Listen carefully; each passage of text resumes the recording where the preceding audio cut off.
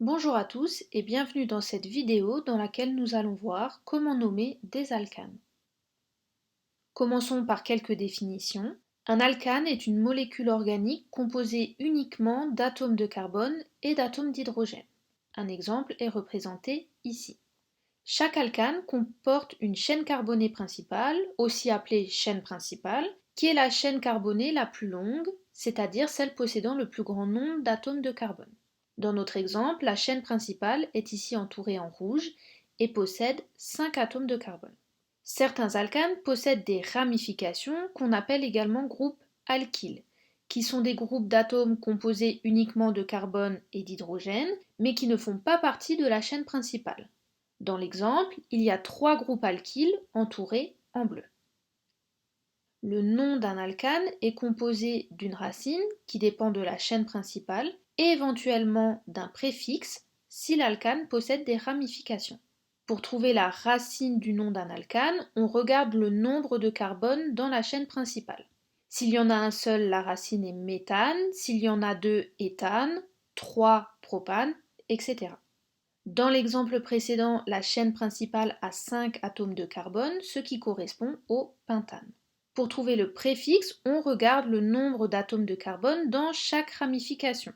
S'il y en a un seul, le préfixe est méthyle, s'il y en a deux, éthyle, 3, propyle, etc.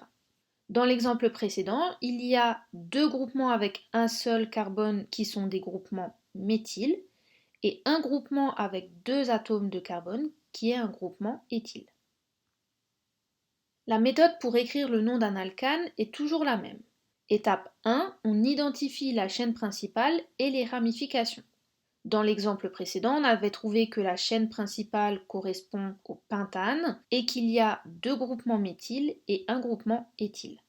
Étape 2, on numérote la chaîne principale en partant de l'extrémité qui permet de minimiser l'indice de position des groupes alkyles.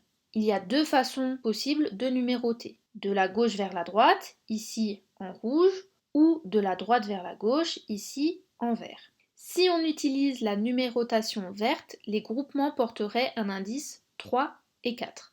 Si au contraire on utilise la numérotation rouge, les groupements portent alors un indice 2 et 3. Il faut donc numéroter les carbones de la gauche vers la droite.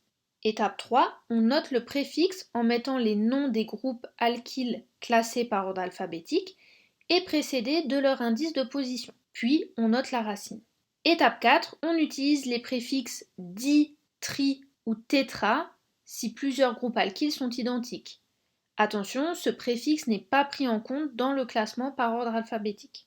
Ici, on a donc en premier lieu le 3-éthyle, puis le 2,3-diméthyle, puisqu'on a deux groupements méthyl, et puis enfin la racine, pentane.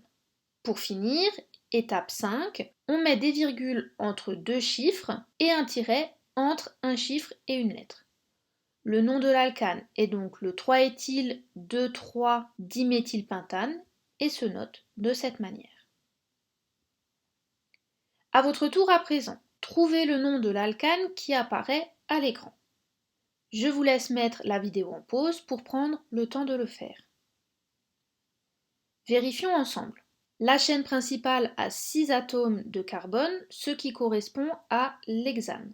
Il y a deux groupements avec un seul atome de carbone, qui sont des groupements méthyle, et un groupement avec deux atomes de carbone qui correspond à un groupement éthyle.